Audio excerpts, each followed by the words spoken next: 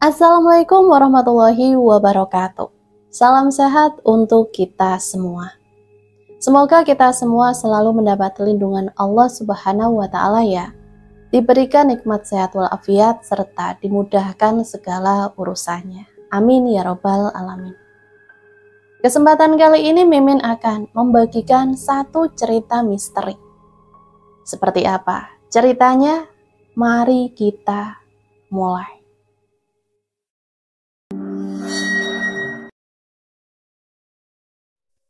Sore itu langit di Sidoarjo menghitam, bukan karena hujan, melainkan kabut pekat dari tanah yang menggelembung, meletup, dan menyemburkan lumpur panas tanpa henti. Jeritan warga terdengar di mana-mana. Tangisan anak-anak bercampur suara peralatan rumah tangga yang dilemparkan ke atas mobil bak terbuka. Mencoba menyelamatkan apa yang bisa diselamatkan. Tapi tidak semua berhasil. Banyak yang kalah cepat. Pak Tarno berdiri di depan rumahnya yang sederhana. Di belakangnya sang istri, Bu Yani, tengah menggendeng tangan anak laki-laki mereka yang baru berusia 8 tahun, Irfan. Rumah kayu itu sudah mulai retak dan hawa panas dari lumpur yang terus meluas makin terasa menusuk kulit. Pak Tarno menatap sekeliling antara bingung dan tak percaya. "Yan, kamu bawa Irfan duluan. Saya masih mau ambil surat-surat penting," katanya tenang. "Tapi mas, cepat." "Saya nyusul, Bu." Bu Yani tak sempat membantah. Ia menggendong Irfan yang mulai batuk karena udara beracun. Lalu berlari keluar rumah sambil sesekali menoleh ke belakang. Namun takdir berkata lain. Beberapa detik setelah Pak Tarno masuk ke dalam rumah, sebuah ledakan kecil terdengar dari balik tanah yang terbelah. Lumpur panas menyembur seperti neraka yang terbuka. Dalam sekejap semuanya ditelan. 2 hari kemudian jenazah Bu Yani dan Irfan ditemukan di sebuah parit tak jauh dari area pengungsian. Sementara Pak Tarno mukanya penuh luka bakar, nyaris tak bisa dikenali. Tubuhnya selamat, tapi jiwanya seperti dikoyak. Luka kehilangan itu tidak membekas di kulit, tapi tertanam dalam hati dan tinggal di sana seperti luka yang tak pernah benar-benar sembuh. Sejak hari itu, Pak Tarno menghilang dari keramaian. Dari seorang ustadz yang dihormati di kampungnya, ia berubah menjadi lelaki yang tidak dikenal siapapun. Rambutnya yang dulu rapi kini mulai memutih, berantakan, dan kadang terlihat gimbal. Ia membawa satu tas lusuh berisi mushaf Al-Quran kecil, sarung lama dan sehelai baju ganti, tidak lebih. Banyak yang bilang Pak Tarno gila, tapi mereka tidak tahu. Di balik penampilan compang-campingnya tersimpan ketenangan yang tidak semua orang punya. Pak Tarno memang memilih jadi pengembara, tapi bukan karena putus asa, melainkan karena satu hal. Ia tak ingin orang lain merasa kehilangan seperti dirinya. Ia menempuh perjalanan dari satu desa ke desa lain. Di setiap tempat yang ia singgahi, Pak Tarno selalu menyempatkan diri membantu orang-orang kecil, menuntun jenazah saat tidak ada ustadz yang datang, mengajar mengaji anak-anak kampung meski tanpa bayaran, bahkan membantu membetulkan atap musola yang bocor. Tapi tidak semua desa menerimanya. Banyak pula yang curiga, memandangnya jijik karena dianggap gelandangan. Ia tetap tersenyum, bahkan ketika dilempari sisa nasi basi di Pasuruan atau diusir dari emper toko saat malam hujan di Mojokerto, ia tidak pernah mengumpat. "Semoga Allah mengampuni mereka," ucapnya lirih setiap kali menerima perlakuan itu. Waktu berjalan dan kaki Pak Tarno membawanya jauh keluar Jawa Timur. Ia menyeberang ke Jawa Tengah lalu menuju Jawa Barat. Hingga akhirnya ia menetap sementara di sebuah pasar kecil, di sebuah kota yang tak terlalu ramai. Di sana ia membangun gubuk dari triplek bekas dan terpal robek. Letaknya di dekat bak sampah pasar di pojokan, yang hampir tak pernah dijamah pedagang. Anehnya, justru di tempat itulah ia merasa lebih tenang. Setiap pagi Pak Tarno bangun lebih awal dari siapapun. Ia berwudu dari air selokan bersih, lalu sholat tahajud dan subuh dengan tenang di atas sajadah lusuhnya. Suaranya merdu saat membaca Al-Fatihah, meski hanya terdengar oleh tikus-tikus pasar yang mondar-mandir mencari sisa makanan. Usai sholat, ia akan berkeliling mengumpulkan plastik bekas, kardus, dan logam rongsokan. Semua dikumpulkan di karung beras yang ia panggul sendiri. Kalau beruntung, ia bisa mendapatkan uang 10.000 hingga 15.000 sehari. Uang itu cukup untuk membeli nasi bungkus dan sebungkus teh celup. Kalau tidak cukup, ia hanya minum air putih dan tetap tersenyum. Ada kalanya dia berdiri di pojok pasar sambil mengamati orang-orang. Wajahnya lembut, penuh kesabaran, tapi sorot matanya tajam, seperti bisa menembus isi hati siapapun yang dilihatnya. Kadang anak-anak kecil menghampirinya, meminta diceritakan kisah nabi-nabi. Ia akan duduk bersila dan bercerita dengan sabar, sambil mengelus kepala mereka satu persatu. Suaranya membuat siapapun yang mendengarnya merasa tenang. Tak ada yang tahu siapa sebenarnya Pak Tarno. Tapi beberapa pedagang pasar mulai merasa segan. Seorang ibu penjual sayur bahkan pernah berkata, "Dia itu bukan orang sembarangan. Aku pernah lihat dia. Doakan anakku yang sakit panas, besoknya langsung sembuh." Namun Pak Tarno tak pernah membanggakan dirinya. Bahkan jika ada yang bertanya tentang masa lalunya, ia hanya tersenyum dan menjawab, "Saya ini cuma orang yang sedang belajar menerima takdir." Yang ia simpan rapat-rapat adalah kenyataan bahwa dulu ia adalah ustadz besar. Bahwa ia pernah membimbing puluhan santri, mengisi ceramah di masjid besar, bahkan dikenal sebagai ahli ruqyah yang mampu menangkal ilmu hitam. Tapi semua itu terasa tidak penting lagi baginya.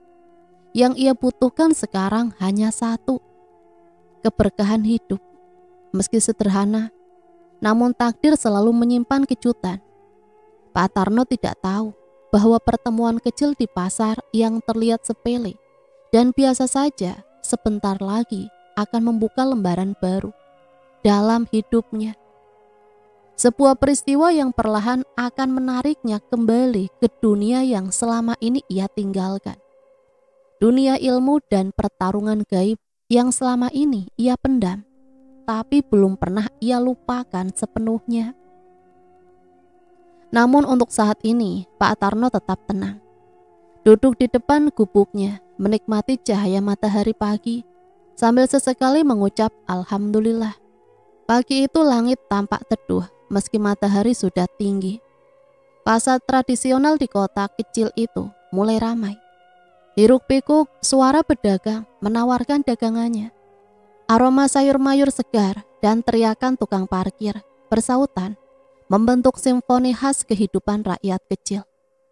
Di sudut pasar, di dekat bak sampah besar yang mulai mengeluarkan bau asam menyengat, sesosok pria tua berjenggot putih sedang membongkar tumpukan kardus dan botol plastik. Itulah Pak Tarno. Tangan keriputnya tak ragu menyalami tumpukan sisa makanan dan plastik kotor. Baju lusuhnya basah oleh keringat, sementara orang-orang melintas sambil menutup hidung atau melirik jijik. Pak Tarno tetap tenang, seperti tak peduli pada pandangan manusia. Baginya rasa malu sudah lama ia kubur bersama jasad istri dan anaknya. Di hari lumpur panas itu menelan hidupnya. Di antara lalu lalang orang yang terburu-buru, seorang perempuan muda melangkah pelan. Wajahnya teduh, berkacamata tipis, membawa keranjang belanja dari anyaman bambu. Namanya Aulia.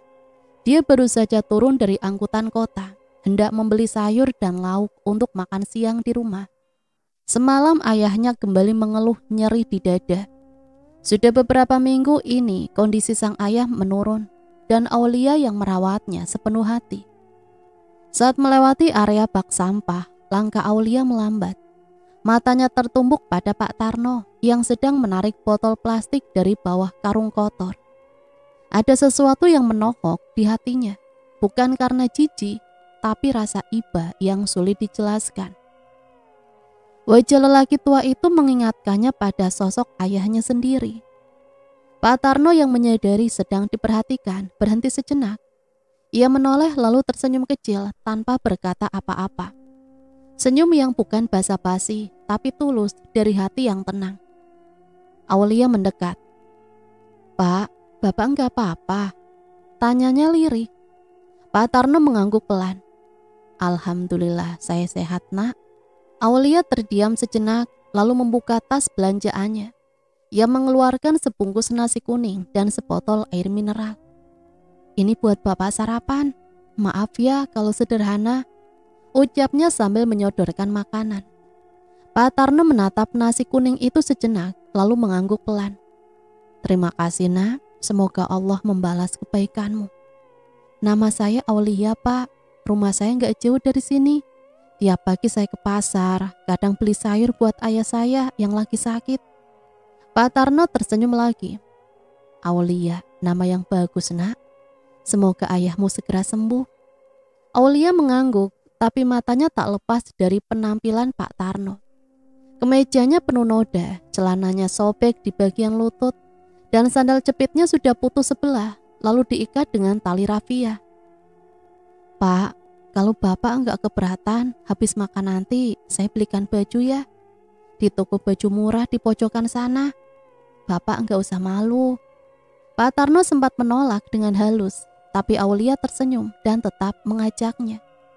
Ia membelikan satu setel baju koko putih sederhana, celana panjang bersih, serta sandal baru. Setelah itu Pak Tarno pamit kembali ke gubuknya sambil membawa pakaian baru yang dilipat rapi. Hari itu menjadi awal pertemuan yang akan terus berlanjut. Sejak pagi itu, setiap kali Aulia ke pasar, yang menyempatkan mampir ke gubuk Pak Tarno. Kadang hanya menyapa, kadang membawa makanan, atau sekedar duduk berbincang sambil menyeruput teh hangat dari termos kecil. Meskipun tempat itu hanya gubuk kecil dari triplek bekas dan beralaskan tikar robek, Aulia merasa damai tiap kali berada di sana. Pak Tarno tidak pernah banyak bicara tentang dirinya, namun tutur katanya lembut, penuh hikmah, dan selalu menenangkan. Ia sering menasehati Aulia soal pentingnya ikhlas, sabar, dan menjaga hati dari rasa iri dan dengki. Di tengah kesibukannya merawat sang ayah yang semakin lemah, pertemanannya dengan Pak Tarno menjadi pelipur lara. Ia tak tahu pasti siapa lelaki tua itu sebenarnya, tapi di matanya Pak Tarno bukan orang sembarangan. Ada aura kebijaksanaan yang tidak bisa dijelaskan dengan logika biasa. Beberapa pedagang pasar mulai menyadari kedekatan Aulia dengan Pak Tarno. Ada yang mencibir, ada pula yang kagum. "Kenapa kamu dekat sama gelandangan itu?" "Beliau bukan gelandangan, beliau orang baik kok. Mungkin nasibnya saja sedang diuji." Pedagang itu mendengus, tapi tak menjawab. Aulia tahu tidak semua orang bisa melihat kebaikan di balik penampilan, tapi ia tak peduli. Selama ini Pak Tarno tidak pernah meminta apa-apa darinya. Bahkan saat diberi makanan, beliau selalu mendoakan panjang. "Terima kasih, Nak. Semoga rezekimu lancar dan keluargamu dilindungi Allah." Doa-doa itu terdengar tulus, dan entah mengapa, setiap kali Pak Tarno mendoakannya, hati Aulia terasa ringan. Suatu sore Aulia datang ke pasar, agak terlambat. Ia membawa bungkusan besar berisi makanan untuk Pak Tarno. Nasi uduk, lauk ayam goreng, dan teh manis. Tapi ketika sampai di dekat gubuk Pak Tarno, ia tak menemukan siapa-siapa. "Pak, Pak Tarno," panggilnya pelan, tapi tak ada sautan. Pintu gubuk setengah terbuka. Di dalamnya hanya ada karung kosong dan sajadah yang tergulung rapi. Aulia mulai khawatir, tapi sebelum ia pergi, dari kejauhan terdengar suara Pak Tarno melantunkan ayat-ayat Al-Quran. Ia tengah duduk bersilah di dekat tumpukan sampah, mengaji dengan suara merdu dan tenang, seolah dunia tak lagi punya beban. Aulia menghampiri dan duduk tak jauh darinya, menunggu hingga beliau selesai. Begitu selesai, Pak Tarno menoleh dan tersenyum. "Maaf nak, saya nggak ada di tempat." "Tidak apa-apa Pak, saya senang bisa mendengar Bapak mengaji." Suaranya sejuk. Pak Tarno tertawa kecil. "Ini semua hanya berkah dari Allah, bukan dari saya." Hari mulai senja, Aulia berpamitan. Sebelum pergi ia menoleh sebentar. "Pak Tarno, terima kasih ya. Saya senang bisa kenal Bapak." "Pertemuan tidak pernah kebetulan nak. Mungkin Allah sedang menyusun sesuatu yang bahkan kita belum tahu artinya." Dan Aulia pun berjalan pulang, membawa kata-kata itu dalam hati, tanpa tahu bahwa kelak kalimat itu akan terbukti. Pagi itu mendung menyelimuti langit kota. Hujan belum turun, tapi udara lembab dan sunyi. Di dalam rumah bercat hijau tua yang terletak di gang sempit jauh dari pasar, Aulia duduk di sisi tempat tidur ayahnya. Tubuh lelaki tua itu terbaring lemah. Dadanya naik turun perlahan, seperti sedang berjuang untuk mengambil nafas terakhir. Wajah Aulia pucat, matanya sembab. Sudah 2 malam ia tak tidur, berjaga sendirian merawat sang ayah. Sejak seminggu terakhir, kondisi ayahnya terus menurun. Obat-obatan dari puskesmas sudah tidak mempan. Nafsu makan pun hilang. Tubuhnya tinggal tulang dibungkus kulit. "Aulia." Aulia mendekat. "Iya ayah. Maafin ayah kalau selama ini banyak salah." Air mata Aulia jatuh. Ia menggenggam tangan ayahnya yang mulai dingin. "Jangan bicara begitu ya. Aulia yang minta maaf, belum bisa membahagiakan ayah." Sang ayah tersenyum tipis, lalu memejamkan mata. Dan dalam hitungan menit, hembusan nafas itu pun berhenti. Kabar duka menyebar cepat, tetangga berdatangan. Suami Aulia yang baru pulang kerja pun langsung ikut membantu menyiapkan pemakaman. Pak Tarno yang mendengar kabar itu dari pedagang pasar juga datang, berdiri diam di pojok halaman rumah, turut menyolatkan dan mendoakan almarhum. Aulia kehilangan. Ia menangis seperti anak kecil yang kehilangan pelindung terakhir dalam hidupnya. Meski ia telah menikah, sosok sang ayah adalah pelita dalam rumahnya. Doa-doa dan kasih sayang yang tak pernah habis, bahkan ketika raganya mulai rapuh. Beberapa hari setelah pemakaman, rumah itu terasa sepi. Setiap sudut rumah menyimpan kenangan. Aulia masih sering menangis di kamar, mengingat kata-kata terakhir ayahnya. Ia berusaha tegar, tapi duka itu terlalu dalam untuk segera sembuh. Suaminya mencoba menghibur, tapi tahu betul bahwa luka kehilangan orang tua tidak bisa ditawar dengan kata-kata. Ia hanya menemani, mendengarkan, dan membantu sebisanya. Bahkan Pak Tarno pun beberapa kali datang hanya untuk duduk di beranda rumah, membawa doa tanpa banyak bicara. Kehadirannya saja sudah cukup menenangkan. Seminggu berlalu sejak kepergian ayahnya, suasana rumah mulai tenang. Namun hari itu datang surat dari kantor hukum. Aulia diminta hadir di sebuah kantor pengacara bersama kakaknya, Kamila. Isinya mengenai warisan peninggalan sang ayah. Aulia sempat bingung, ayahnya bukan orang kaya. Bahkan saat sakit pun biaya berobat lebih banyak ditanggungnya dan suaminya. Tapi ia tetap datang sesuai waktu yang ditentukan. Kantor itu terletak di pusat kota. Kamila sudah tiba lebih dulu, duduk dengan wajah datar dan sikap dingin seperti biasa. Ia mengenakan busana mahal, parfum menyengat, dan menyilangkan kaki dengan gaya elegan. Suaminya seorang pengusaha kontraktor. Kehidupan mereka jauh lebih mewah dari Aulia. Ketika Aulia datang, Kamila hanya menoleh sebentar tanpa senyum. Aulia mengangguk pelan. Meski saudara kandung, hubungan mereka tidak terlalu akrab sejak dulu. Kamila dikenal ambisius, keras, dan kerap merendahkan Aulia karena dianggap perempuan biasa yang tak punya prestasi besar. Tak lama pengacara keluarga Pak Rasid datang membawa berkas. Lelaki parubaya itu membuka dokumen dengan tenang dan menjelaskan isi surat wasiat peninggalan sang ayah. Almarhum Bapak Zainal telah membuat surat wasiat yang disahkan 2 bulan sebelum beliau wafat.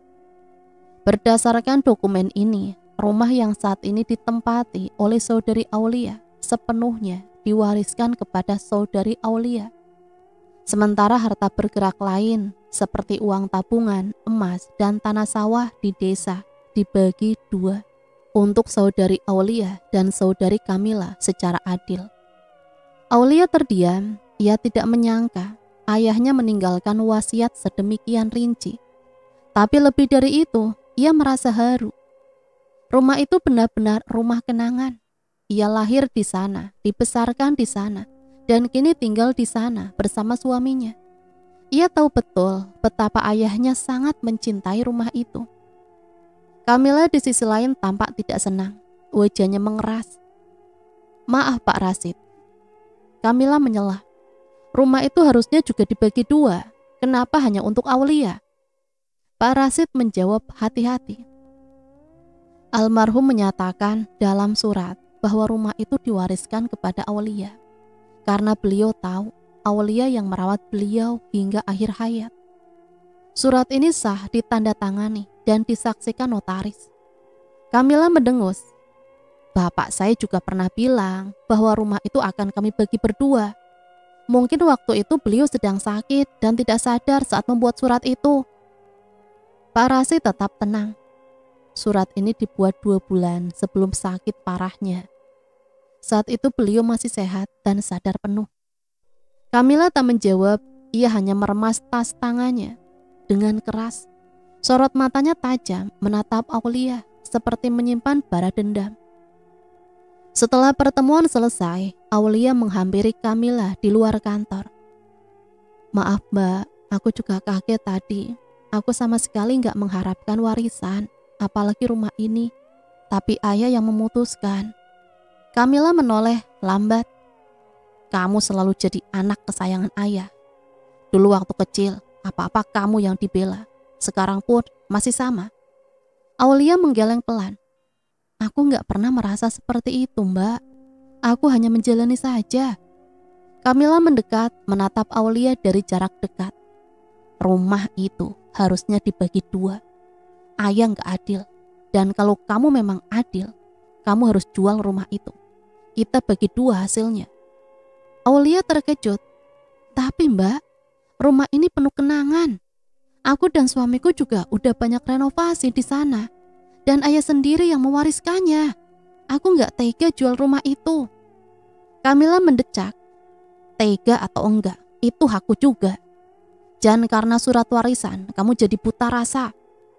Aulia hanya menunduk. Ia tahu percuma berdiskusi dengan orang yang sedang terbakar iri. Ia memilih diam, tak ingin memperpanjang pertengkaran. Kamila pun pergi tanpa pamit, meninggalkan Aulia sendirian di pinggir jalan. Pagi itu suasana rumah warisan almarhum Pak Zainal masih diselimuti kesunyian.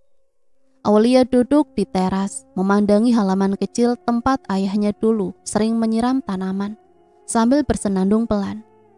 Bangku kayu di sudut pekarangan itu masih utuh, meski warnanya mulai pudar dimakan hujan dan panas. Setiap sudut rumah itu menyimpan kenangan, dan Aulia merasa disinilah jiwa ayahnya masih bersemayam. Namun ketenangan itu tidak berlangsung lama. Seminggu setelah pertemuan di kantor pengacara, Kamila datang dengan wajah datar, dan ada suara yang lebih tegas dari sebelumnya. "Kita harus bicarakan soal rumah ini," ujarnya tanpa basa-basi. Begitu Aulia membuka pintu, Aulia mempersilahkan duduk, menyuguhkan air putih tanpa kata. "Rumah ini lebih baik dijual saja. Uangnya kita bagi 2. Nggak adil kalau kamu yang tinggal di sini, sementara aku nggak dapat bagian." Aulia terdiam, hatinya terasa perih seperti dicapik-capik. Ia tahu betul bahwa Kamila belum bisa menerima surat wasiat ayah mereka. Tapi permintaan untuk menjual rumah itu bukan sekedar soal harta. Ini soal kenangan, tentang ikatan batin antara seorang anak dan rumah tempat ia dibesarkan. Maaf Mbak, aku nggak bisa. Rumah ini terlalu berharga buatku. Bukan karena nilainya, tapi karena disinilah ayah tinggal sampai akhir hayatnya. Kamila menatap tajam. Jangan terlalu sentimental. Kita bicara soal hak. Surat warisan bisa saja dibuat dalam keadaan ayah tidak jernih. Tapi kalau kamu mau bersikap adil, jual saja rumah ini. Uangnya dibagi, selesai. Aulia menggeleng. Aku dan suamiku sudah banyak merenovasi di rumah ini, Mbak. Lantai keramik, atap baru, dapur, semua pakai uang kami. Ayah memang tinggal di sini, tapi sebagian dari rumah ini juga hasil kerja keras kami berdua. Jadi kamu gak mau jual rumah ini? Aku minta maaf, tapi tidak Mbak. Aku mau menjaga warisan ini, menjaga ketenangan ayah. Lagi pula aku tidak mencegah Mbak mengambil bagian warisan lain. Harta, sawah, emas, semua sudah dibagi sesuai surat. Kamila berdiri mendadak. Kursi rotan tempatnya duduk bergeser kasar. Kalau kamu begitu, ya sudah. Tapi jangan salahkan aku kalau aku ambil langkah lain. Aulia menatapnya bingung. Maksudnya? Kamila mendekat. Suaranya rendah tapi tajam, seperti pisau yang menusuk pelan. Kalau kamu gak mau jual rumah ini, lebih baik kamu yang keluar dari rumah peninggalan keluarga kita. Kalau kamu ngotot tinggal, ya kamu sewa dari aku atau minggat saja. Aulia tersentak. Minggat? Kamila menyeringai. Iya, kamu pikir kamu siapa? Hanya karena ayah tulis namamu di surat, kamu jadi merasa rumah ini sepenuhnya milikmu. Kamu pikir kamu lebih pantas dari aku, kakak kandungmu sendiri. Aulia merasa darahnya mengalir deras dari kepala. Tapi ia menahan diri. Ia tahu, membalas dengan amarah hanya akan memperburuk keadaan. Ia hanya menjawab, aku gak pernah merasa lebih dari Mbak. Aku cuma ingin tinggal di rumah ini, mengenang ayah dengan caraku. Setelah Kamila pergi, Aulia duduk lama di ruang tengah. Matanya menatap foto ayahnya yang tergantung di dinding. Foto hitam putih dengan bingkai sederhana. Di dalam foto itu, ayahnya tersenyum lebar, memeluk Aulia kecil di pangkuannya. Aulia menangis pelan tanpa suara. Rumah ini bukan sekedar bangunan. Ini adalah bagian dari jiwanya. Malam harinya Aulia bercerita kepada suaminya, Farid. Suaminya mendengarkan dengan sabar, lalu berkata tegas, kita gak perlu takut, rumah ini memang hak kamu. Kamu yang merawat ayah sampai akhir. Bahkan uang kita juga banyak dipakai untuk perbaikan rumah. Aku ikut pasang genteng, ganti keramik, perluas dapur. Masa sekarang kita malah disuruh keluar? Tapi Mbak Kamila bilang, kalau aku gak mau jual, aku harus keluar dari rumah ini. Farid menghela nafas panjang. Kamila itu sejak dulu gak pernah bisa menerima kalau ayah lebih percaya sama kamu. Dia pikir semua bisa dibeli pakai uang. Tapi kita tahu niat ayah itu jelas. Rumah ini memang buat kamu. Kita gak salah. Aku takut Mas. Aku gak mau ada permusuhan sama kakakku sendiri. Kadang kita harus memilih antara menjaga hubungan yang meracuni hidup atau menjaga diri dari luka yang terus dipelihara.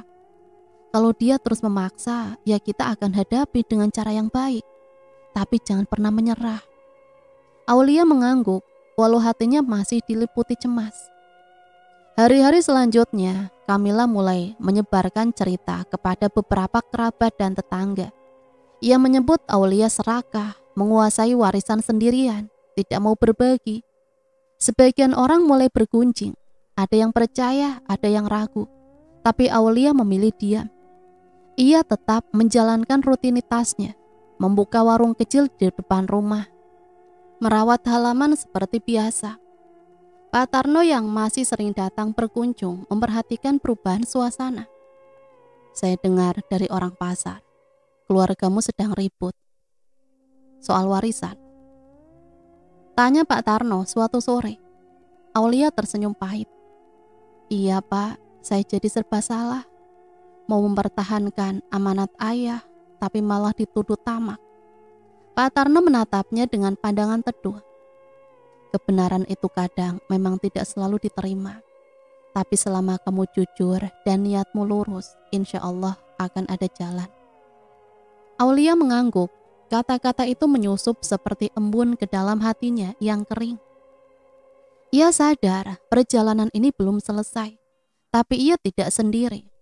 Sejak keputusan warisan itu tetap berlaku, Aulia memutuskan untuk tidak banyak bicara soal harta. Ia kembali fokus pada kehidupan sehari-hari bersama suaminya, Farid. Mereka mulai menata halaman depan rumah peninggalan ayahnya. Bukan untuk keindahan semata, tapi untuk membangun sumber penghidupan yang baru. Di sebuah sudut teras, Aulia memasang meja kayu panjang, beberapa kursi plastik, dan etalase kecil. Ia membuka warung makan sederhana. Menu utamanya nasi pecel, sayur lodeh, dan gorengan. Setiap pagi aroma tumisan dan sambal ulek mulai memenuhi udara gang kecil itu. Awalnya hanya tetangga dekat yang datang mencicipi. Tapi lama-kelamaan, kabar tentang warung Aulia menyebar ke penjuru kampung. Warung itu ramai setiap pagi. Para buruh bangunan, tukang ojek, bahkan beberapa karyawan toko sering mampir sarapan. Satu persatu pelanggan tetap mulai terbentuk. Ada yang datang karena rasa masakannya yang khas. Ada pula yang datang karena keramahan Aulia yang tak pernah berubah. Ia melayani dengan senyum, menyapa satu persatu, dan tak pernah lupa mengucapkan terima kasih. Meski hanya membeli gorengan 2.000. Farid membantu dari belakang, mencuci piring dan menyiapkan bahan. Mereka bukan hanya suami istri, tapi juga rekan kerja yang saling menguatkan. Hasilnya perlahan tapi pasti. Warung itu menghasilkan cukup untuk memenuhi kebutuhan harian dan bahkan menyisakan sedikit tabungan. Sementara itu, Kamila menjalani hidup yang berbeda.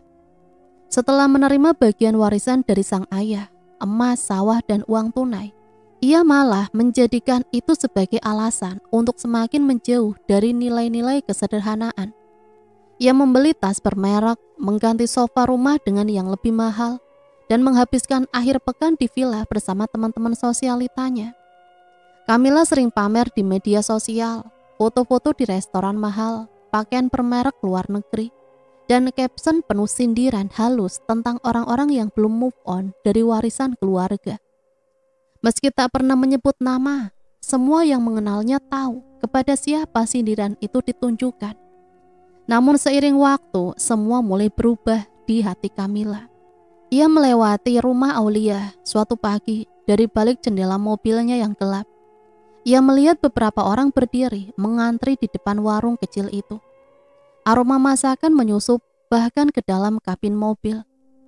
Kamila diam, tangannya menggenggam tas mahal di pangkuannya, tapi matanya menatap iringan pelanggan yang tertawa ringan sambil makan nasi bungkus dari warung Aulia. Ia membuang muka, pura-pura tak peduli, tapi perasaan itu sudah terlanjur tumbuh, iri. Kamila mulai memperhatikan. Setiap kali ia lewat, warung Aulia tak pernah sepi.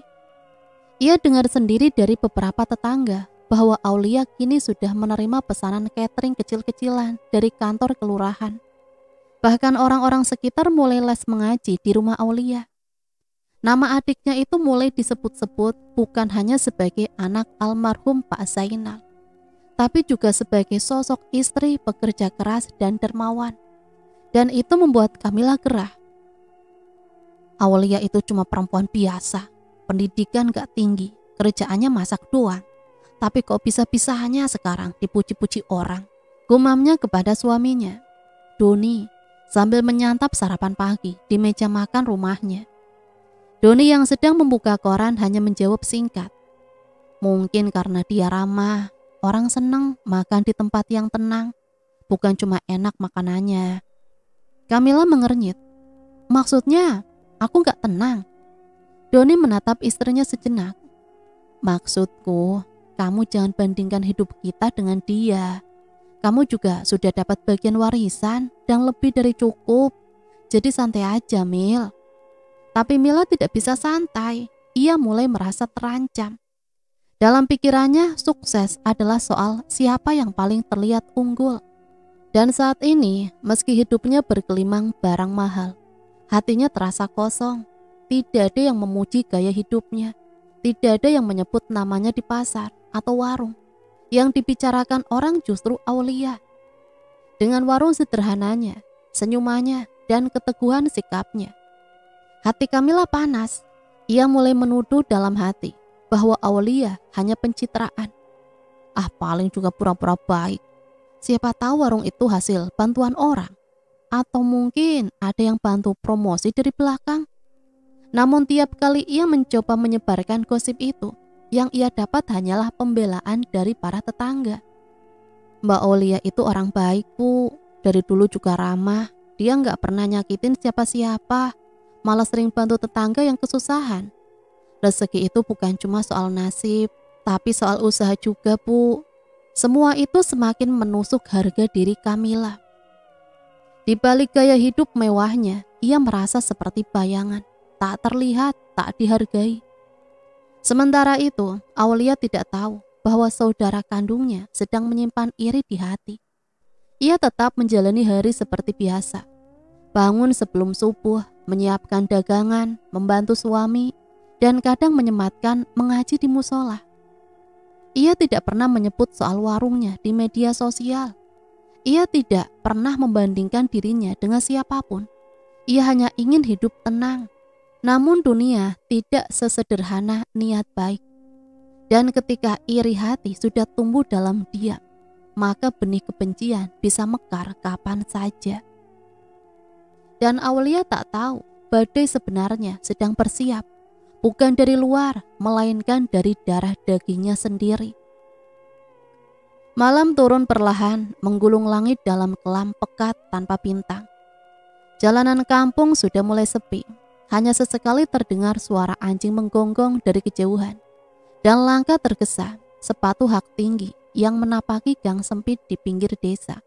Di balik blazer mahal dan parfum mewah, Kamila berjalan cepat menyusuri jalanan becek dengan hati panas dan penuh amarah. Ia menggenggam sebuah tas kecil dengan erat. Di dalamnya ada sehelai baju bekas milik Aulia dan sebuah foto terbaru adiknya itu yang diam-diam diambil dari grup keluarga. Hatinya gelap. Dan malam ini ia membiarkan kegelapan itu memimpinya menuju tempat yang selama ini hanya dibicarakan orang, rumah dukun santet. Rumah itu berada di ujung kampung seberang, tersembunyi di balik rimbunan bambu dan semak liar. Tidak ada penerangan, hanya cahaya remang dari lampu minyak yang menggantung di depan pintu. Dindingnya dari anyaman bambu, atapnya miring dan berjamur. Namun Kamila tetap melangkah, didorong oleh bara iri yang membakar dadanya. Ia mengetuk pintu pelan. Tak lama daun pintu terbuka. Seorang wanita tua dengan rambut kusut dan mata merah menyorot tajam, berdiri di ambang pintu. Mulutnya menyungging senyum tipis, seolah sudah tahu siapa tamunya. "Silahkan masuk, Nduk," katanya dengan suara serak. Kamila ragu sejenak, tapi akhirnya melangkah masuk. Ruangan di dalam rumah itu lebih menyeramkan. Bau kemenyan menyengat, asap dupa menari di udara, dan di sudut ruangan tergantung keris, tengkorak, dan boneka kecil dari kain lusuh. Di tengah ruangan duduk seorang lelaki tua dengan mata cekung dan kulit hitam legam. Ia mengenakan kain hitam dan kalung manik-manik dari tulang kecil. Mbah Wiro, dukun yang katanya mampu menundukkan siapapun yang menjadi target. Kamila duduk di hadapannya tanpa bicara. Ia hanya menyerahkan tas kecil yang dibawanya. Dukun itu membukanya perlahan, mengeluarkan baju dan foto Aulia. Ia menatap foto itu lama, lalu mengangguk pelan. "Adikmu ini wajahnya terang, hatinya bersih. Tapi tidak ada cahaya yang tidak bisa kupadamkan." Kamila menggigit bibir. "Saya ingin dia hancur pelan-pelan, Mbah. Jangan mati mendadak, nanti orang-orang curiga. Saya ingin dia sakit, tersiksa, sampai orang-orang menjauh." Dukun itu tersenyum, memperlihatkan giginya yang jarang-jarang. Ia memejamkan mata, lalu mengambil seikat rambut dari wadah bambu di sampingnya, membakarnya di atas api lilin. Darah saudara itu kuat. Santet ini butuh keyakinan penuh. Kalau kamu goyah, santetnya bisa balik ke kamu sendiri. Kamila mengangguk. Saya yakin saya sudah terlalu lama menahan ini, Mbah. Saya yang lebih pantas dapat rumah itu. Saya yang lebih pantas dihormati.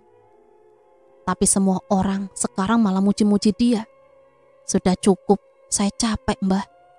Mbak Wiro mulai merapal mantra. Mulutnya komat kamit, tangannya menggambar simbol aneh di udara.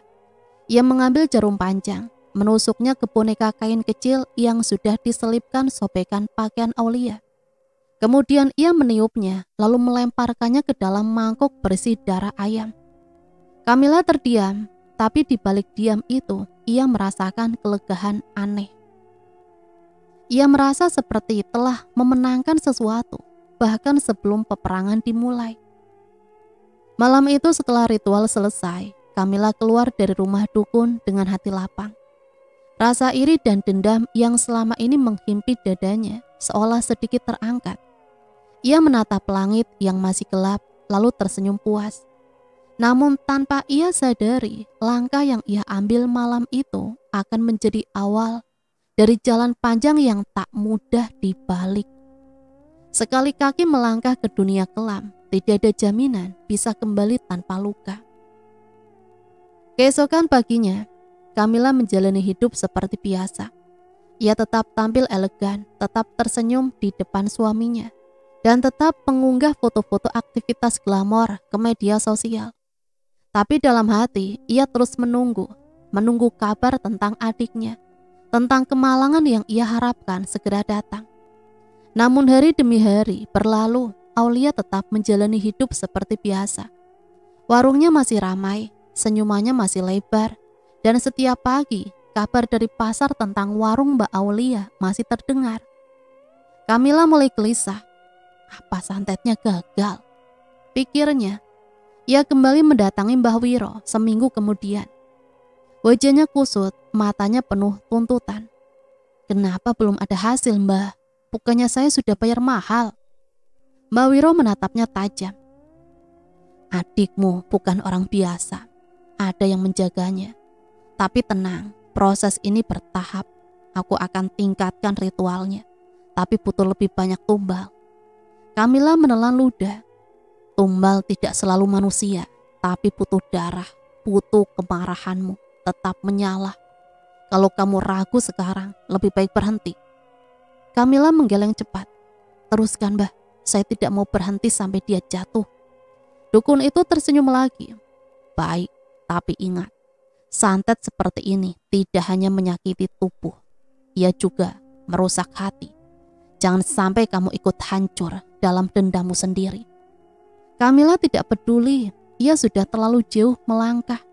Ia tidak tahu bahwa langkah demi langkah yang ia ambil telah membuka gerbang bencana yang tak bisa dikendalikan.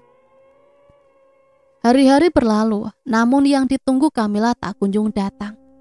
Aulia masih terlihat sehat, warungnya tetap ramai dikunjungi pembeli. Bahkan baru-baru ini ia mendengar dari tetangga bahwa Aulia mulai menerima pesanan catering untuk acara pengajian RT. Wajahnya selalu terlihat ceria meski hanya mengenakan daster sederhana dan kerudung polos. Padahal Kamila sudah membayar mahal kepada Mbah Wiro untuk menghancurkan hidup adiknya itu. Rasa cemas mulai menggerogoti keyakinannya. Malam itu di dalam kamar dengan penerangan redup dari lampu tidur, Kamila duduk termenung. Suaminya Doni sudah terlelap sejak 1 jam lalu. Tapi matanya tak bisa terpejam. Ia merasa seperti sedang diadu dengan waktu. Dan semakin hari adiknya malah semakin bersinar. Kamila menggertakkan gigi. Nggak bisa. Dia harus jatuh. Dia harus merasakan hancur kayak yang aku rasakan waktu rumah itu jatuh ke tangannya. Ia bangkit dari tempat tidur, membuka laci lemari dan mengambil secarik kertas kecil. Di atasnya tertulis 3 nama dan nomor ponsel hasil dari bisik-bisik tetangga yang pernah menyebutkan dukun sakti di wilayah lain. Kamila sempat menyimpan catatan itu hanya untuk berjaga-jaga. Kini ia merasa waktunya telah tiba untuk memanfaatkannya. Jika satu dukun tidak cukup, maka 3 dukun tambahan akan mempercepat kehancuran yang ia harapkan. Beberapa hari kemudian, Kamila pergi keluar kota, menyamar dengan mengenakan pakaian sederhana dan masker. Ia tidak ingin orang mengenalinya. Tujuannya jelas, menemui dukun kedua. Dukun itu tinggal di lereng perbukitan. Rumahnya terbuat dari papan reot yang nyaris ambruk. Namun anehnya, suasana di sekitar rumah itu terasa panas. Padahal saat itu langit sedang mendung. Di dalam ia bertemu Kisarta, pria tua bertubuh kurus dengan mata yang tajam seperti elang. Di tangannya ada tongkat dari akar pohon waru. Kamila menyerahkan foto dan sehelai kain milik Aulia. Kisarta tidak banyak bicara. Ia hanya mengangguk lalu menjentikkan jari 3 kali ke arah tungku yang menyala. Aku bisa buat dia sakit, tapi ingat, semakin kuat keinginanmu, semakin besar bayarannya. Kamila mengeluarkan amplop tebal berisi uang tunai. Saya bayar berapapun asal dia jatuh sakit. Kisarta tertawa pelan. Baik, tapi kalau targetmu punya pelindung, bisa butuh waktu. Aku tidak menjanjikan instan. Kamila mengangguk tanpa ragu. Saya sabar, asalkan hasilnya pasti. Beberapa hari setelah dari sana, Kamila kembali melakukan perjalanan. Kali ini ia menuju ke desa di pinggir kota kecil, menyusuri jalan setapak yang hampir tak bisa dilalui mobil. Kamila akhirnya tiba di rumah dukun ketiga, Mbah Kemi. Seorang wanita tua berkulit legam dan tubuh pungkuk. Namun konon bisa memanggil roh leluhur untuk menjalankan santetnya. Kamila diterima dengan tatapan kosong, seolah Mbah Kemi sudah tahu siapa yang akan datang malam itu. Kamila kembali menyerahkan foto dan benda milik Aulia yang kini berupa sisir kecil yang ia curi diam-diam saat Aulia sedang di kamar mandi keluarga besar. Mbah Kemi menatap foto itu dalam. Perempuan ini banyak yang mendoakan, tapi aku bisa retas doa-doa itu. Aku bisa buat dia merintih dalam sepi, bahkan tanpa sentuhan. Kamila merasa puas mendengar kalimat itu. Lakukan apa saja asal dia jatuh. Pelan-pelan lebih baik, biar semua orang lihat dia hancur perlahan. Mbah Kemi tak bicara lagi. Ia hanya mulai menabur bunga kering ke dalam baskom berisi air hitam, lalu menggumamkan mantra dengan suara rendah. Seminggu kemudian, Kamila mendatangi dukun terakhir dalam daftar. Dukun ini yang paling terkenal di antara mereka. Pak Guru Tunggul, seorang pria tua yang katanya pernah jadi paranormal ternama sebelum menghilang dari publik karena dikejar wartawan. Ia tinggal di sebuah rumah besar tua yang konon dihuni makhluk halus penunggu. Kamila diterima di ruang tamu beraroma dupa dan kayu cendana. Kali ini ia menyerahkan rambut dari jilbab Aulia yang secara licik ia ambil dari kerudung yang pernah dititipkan Aulia saat lebaran. Pak Guru Tunggul membaca foto Aulia dengan seksama lalu mengangguk. Santet bertumpuk lebih cepat menjalar. Tapi kamu harus tahu, adikmu bukan orang biasa. Ada pelindung dari alam yang tidak kamu lihat. Kamila menyipitkan mata. Maksudnya, dia dilindungi oleh amalan orang-orang saleh. Rumahnya dipenuhi bacaan suci. Kalau kamu ingin hasil yang mutlak, kamu harus serahkan dirimu sepenuhnya, bahkan jiwamu. Kamila terdiam, tapi ia tidak mundur. Saya sudah terlalu jauh untuk kembali. Lakukan saja. Saya tanggung resikonya. Pak Guru Tunggul hanya tertawa pelan. Setelah dari 4 dukun itu, Kamila merasa puas. Ia merasa seperti sudah mengunci nasib Aulia dari segala arah. Satu demi satu energi jahat telah ia bayar untuk menghantam adiknya, yang kini hanya tinggal menunggu. Namun tanpa ia sadari, dalam dunia gaib, setiap perintah membawa jejak, dan jejak itu tidak hanya menuju target. Santet yang dikirimkan dari 4 arah itu memang akan bergerak, menyusup perlahan, menunggu waktu untuk menyerang. Tapi jika ada satu saja kekuatan yang mampu membalikan arah, maka kamilah akan berdiri di ujung senjata yang ia bangun sendiri. Dan malam pun semakin pekat. Di rumahnya Kamila tidur dengan senyum puas. Sementara di rumah sederhana yang ramai dengan aroma masakan dan zikir pelan, Aulia justru tertidur dalam ketenangan tanpa tahu bahwa langit sedang bersiap menguji iman dan ketulusan hatinya. Pagi itu seharusnya seperti pagi biasa. Burung-burung masih berkicau di pohon jambu belakang rumah, dan aroma tumisan sayur lodeh biasanya sudah memenuhi dapur sejak subuh. Tapi pagi itu berbeda. Dapur kosong, etalase teras belum terbuka. Farid, suami Aulia, mendapati istrinya masih tertidur pulas di kamar dan menyentuh pundak Aulia. "Sayang, bangun." Namun Aulia hanya mengerang pelan. Wajahnya pucat, nafasnya berat. "Aul." Farid menepuknya pelan. Aulia membuka mata perlahan, tapi pandangannya kosong. "Aku gak bisa gerakin kaki, Mas." Farid tersentak. Ia langsung memegang petis istrinya, dingin. Ia coba mengangkat kaki Aulia, tapi otot-ototnya seperti kehilangan kendali. Tidak kaku, tapi juga tak bisa digerakkan. "Apa kamu kebas?" Aulia mencoba duduk, namun tubuhnya lemas. Ia terkulai kembali di atas bantal. "Aku juga gak bisa tidur semalaman. Rasanya kayak ada yang jalan-jalan di atas dadaku. Nafasku sesak, Mas." Farid langsung memanggil dokter kampung, Bu Yuni. Setelah diperiksa, tekanan darah Aulia rendah, tapi hasil cek lainnya tidak menunjukkan penyakit serius. Sementara ini, Aulia mungkin kecapean. "Istirahat saja dulu, saya beri vitamin. Tapi kalau 3 hari tidak membaik, kita harus periksa ke rumah sakit," ujar Bu Yuni sebelum pamit. Farid mengangguk. Walau dalam hatinya muncul rasa tak tenang. Hari demi hari berlalu, tapi kondisi Aulia bukannya membaik, malah memburuk. Ia mulai sering muntah. Setiap malam matanya terjaga, seolah ada sesuatu yang membisikkan ketakutan di telinganya. Di siang hari ia tidur panjang, nyaris tak sadarkan diri. Tubuhnya seperti kehilangan arah. "Apa kamu hamil, Dik?" tanya Farid suatu pagi, mencoba memecah kebingungan. Aulia menggeleng lemah. "Aku gak merasa hamil, badanku beda, Mas. Ini bukan lelah biasa." Namun demi memastikan, Farid tetap membawanya ke bidan. Setelah pemeriksaan lengkap, hasilnya negatif. "Kalau bukan hamil, ini sakit apa?" gumam Farid saat menyetir motor dalam perjalanan pulang. Malamnya Aulia menggigil hebat. Tangannya dingin, namun keringat mengucur deras di pelipisnya. Ia meringkuk di balik selimut, sementara tubuhnya nyeri luar biasa.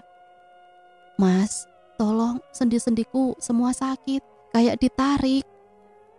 Ia memijit pelan lutut istrinya, lalu bahunya. Tapi setiap pijatan justru membuat Aulia menjerit. "Jangan, Mas, sakit rasanya, kayak ditusuk-tusuk." Tubuh Aulia mulai kurus, selera makannya menghilang, matanya cekung, kulitnya mulai menguning pucat. Warung pun terpaksa tutup. Para pelanggan bertanya-tanya, tapi Farid hanya menjawab bahwa istrinya sedang sakit.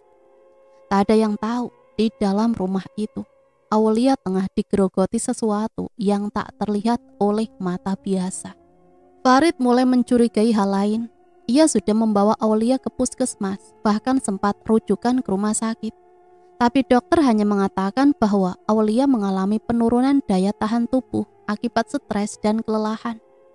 Namun Farid tak percaya. Ia tahu istrinya adalah perempuan yang kuat.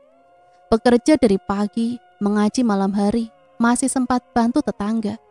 Tapi tiba-tiba terbaring seperti ini.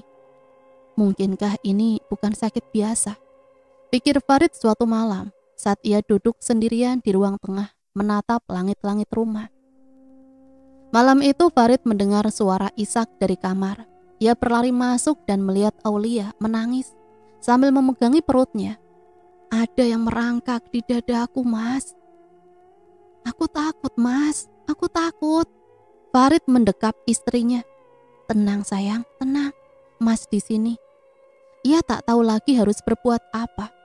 Semua pengobatan medis tak membuahkan hasil. Tubuh istrinya terus melemah. Bahkan suara Aulia kini mulai serak.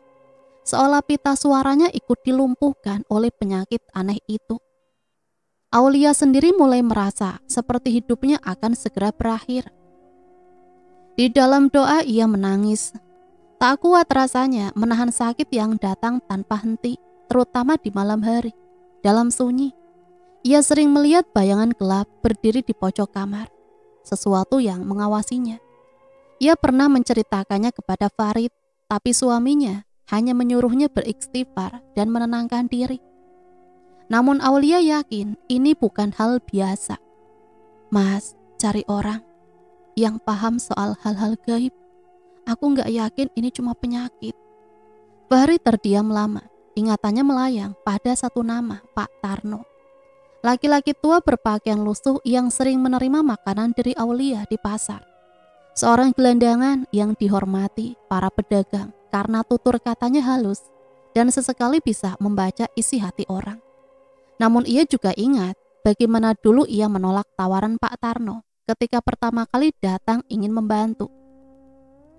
Malam itu Farid hanya duduk diam di sebelah ranjang Aulia. Ia menggenggam tangan istrinya yang dingin seperti batu. Dan dalam hening yang menyesakkan dada, ia tahu waktunya mencari bantuan sudah tak bisa ditunda. Pagi itu suasana pasar berbeda dari biasanya. Pedagang sayur sudah membuka lapak. Suara tawar-menawar mulai terdengar dari sudut ke sudut. Dan aroma bawang putih serta daun kemangi memenuhi udara. Namun di salah satu sudut dekat tong sampah pasar, seorang lelaki tua tampak termenung.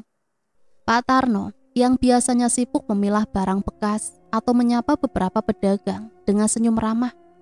Pagi itu tampak gelisah. Matanya menatap ke jalan masuk pasar seperti sedang menunggu seseorang.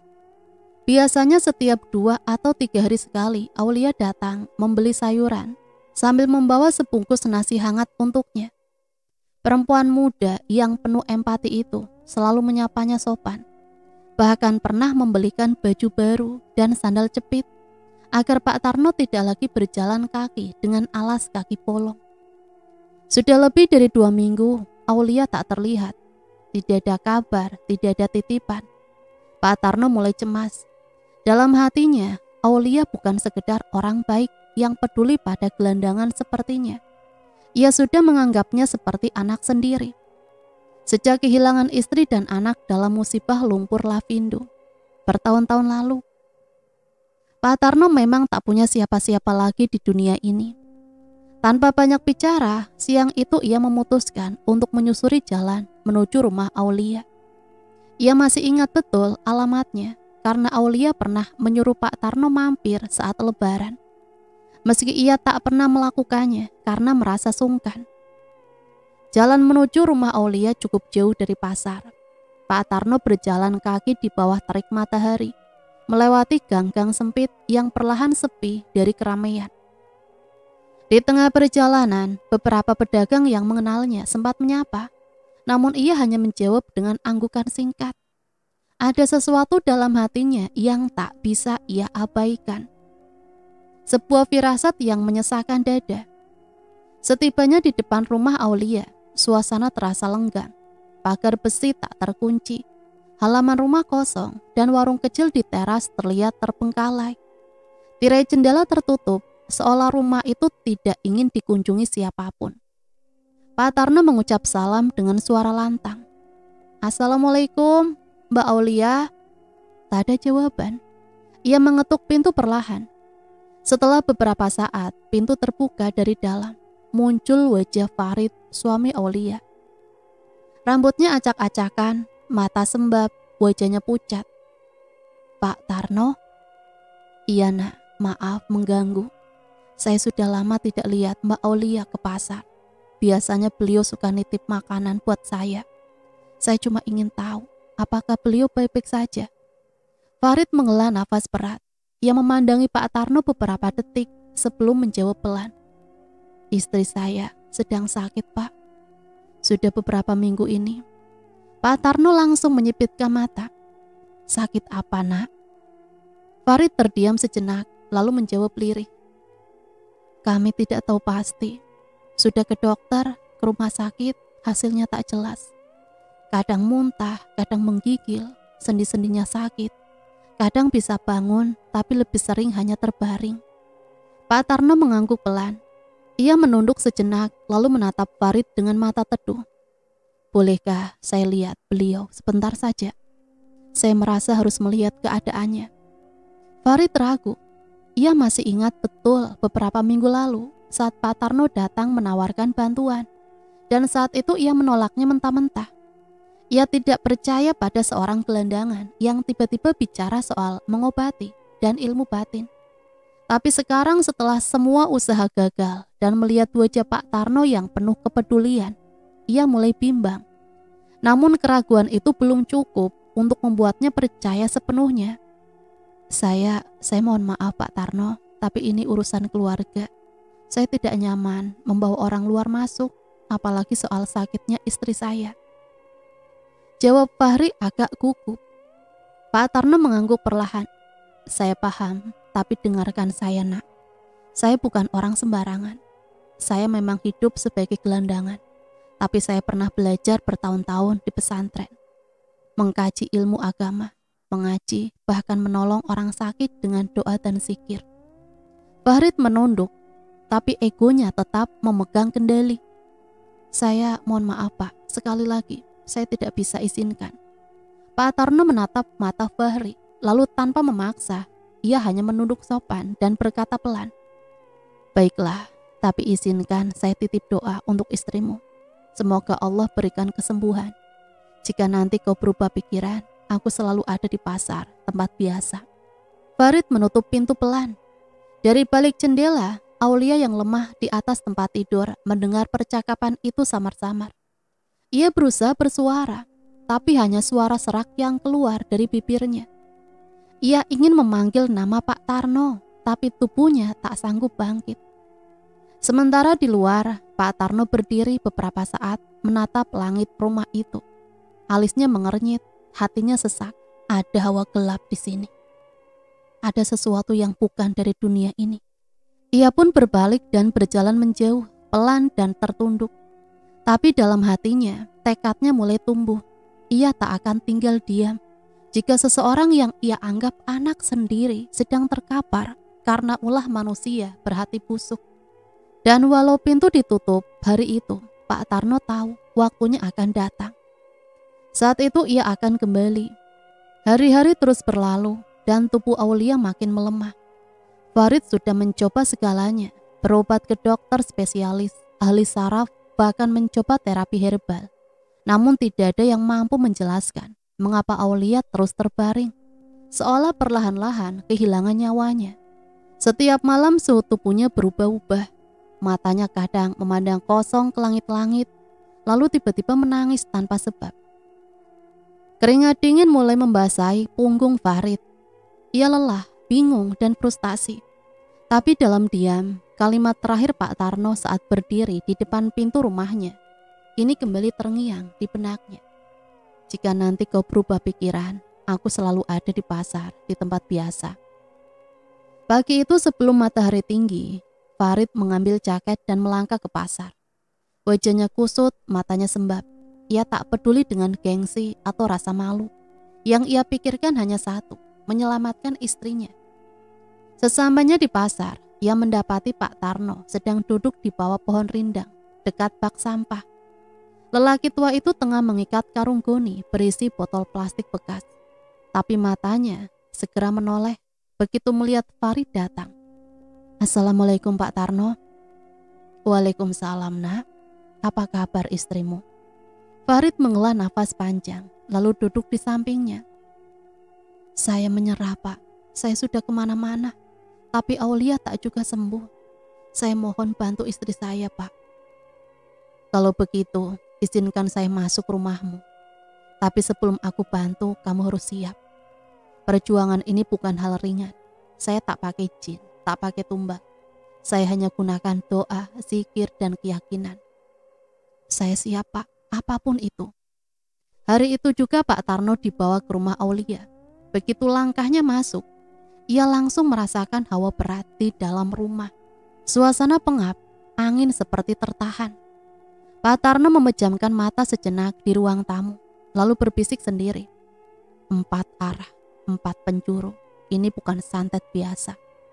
Ia lalu meminta waktu 7 hari untuk menjalani ikhtiar. Selama 7 hari itu ia akan berpuasa, tidak keluar rumah dan setiap malam melakukan zikir serta doa khusus. Ia juga meminta satu hal, garam krosok, garam kasar dari desa, dan air wudhu yang diambil langsung sebelum subuh. Farid menyiapkan semuanya tanpa tanya. Pada malam pertama, Pak Tarno memulai ritualnya. Ia menaburkan garam krosok di setiap sudut ruangan. Di bawah tempat tidur Aulia, di dapur, bahkan di loteng rumah. Ia juga meletakkan botol berisi air wudhu di bawah ranjang Aulia. Lalu ia duduk bersilah di ruang tengah dan mulai berzikir pelan.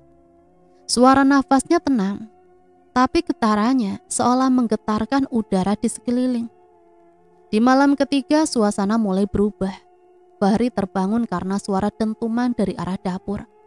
Ketika ia ke sana, ia hanya mendapati piring pecah, padahal tak ada siapa-siapa. Pak Tarno tetap di tempatnya, berzikir tanpa henti. Matanya merah karena kurang tidur, tapi wajahnya tenang. Ada yang mulai gelisah. Santetnya sedang panik. Hari kelima, Aulia mulai bisa membuka matanya lebih lebar. Ia belum bisa bicara, tapi sempat menggenggam tangan Farid untuk pertama kalinya setelah berminggu-minggu.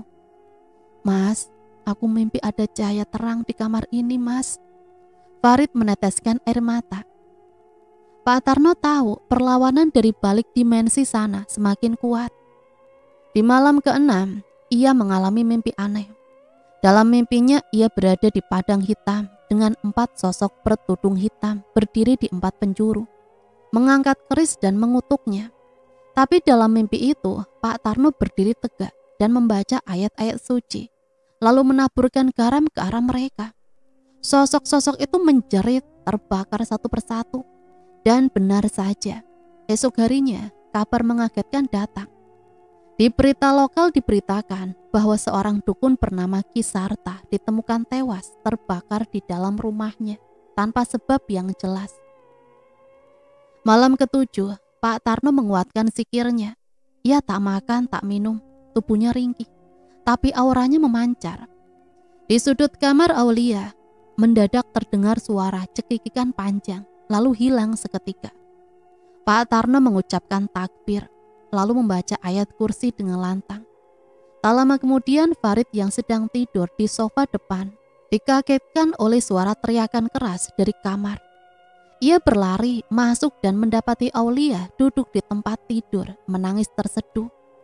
Aku bisa bangun, Mas. Pak Tarno hanya tersenyum lemah dari pojok ruangan. Wajahnya pucat tapi senyumannya tulus.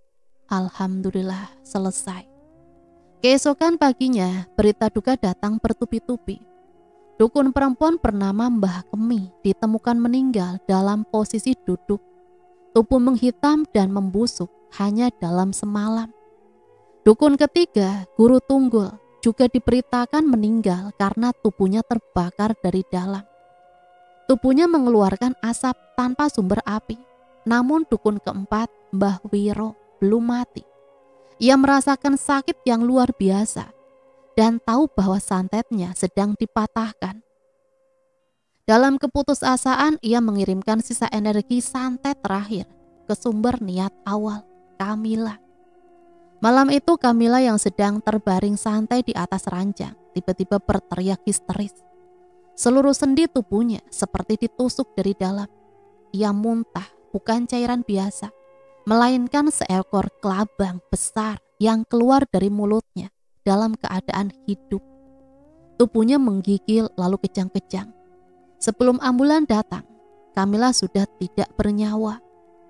Berita kematian Kamila tersebar ke seluruh keluarga. Banyak yang heran, tapi beberapa orang hanya menggeleng dan berkata lirih, itu karma. Beberapa hari setelah semuanya tenang, Aulia duduk di teras rumah bersama Farid dan Pak Tarno. Wajahnya masih lemah, tapi sudah bisa tersenyum. Pak Tarno, terima kasih kalau bukan karena panjenengan, mungkin saya sudah. Pak Tarno tersenyum lalu memandang langit. Bukan karena saya, Nduk, semua karena izin Allah. Saya hanya perantara. Ia lalu berdiri pelan. Tugasku sudah selesai. Sekarang saatnya aku kembali ke jalan. Aulia menggenggam tangan Pak Tarno. Pak, tinggal di sini saja. Kami senang kalau Bapak mau menetap. Tapi lelaki tua itu hanya menggeleng pelan. Masih banyak orang di luar sana yang butuh bantuan, Dok. Jika Allah mengizinkan, kita pasti akan bertemu lagi. Lalu ia pun melangkah pergi, meninggalkan rumah itu dengan senyum damai. Sinar matahari pagi menyinari punggungnya yang bungkuk. Meski tubuhnya rentah, tapi ilmunya tetap berdiri tegak. Dan cerita selesai sampai di sini. Semoga cerita ini bisa menemani hari-hari teman-teman semua ya. Sampai di sini Mimin pamit undur diri, mohon maaf apabila banyak salah kata. Sampai berjumpa kembali di cerita-cerita misteri selanjutnya. Matur nuwun, wassalamualaikum warahmatullahi wabarakatuh.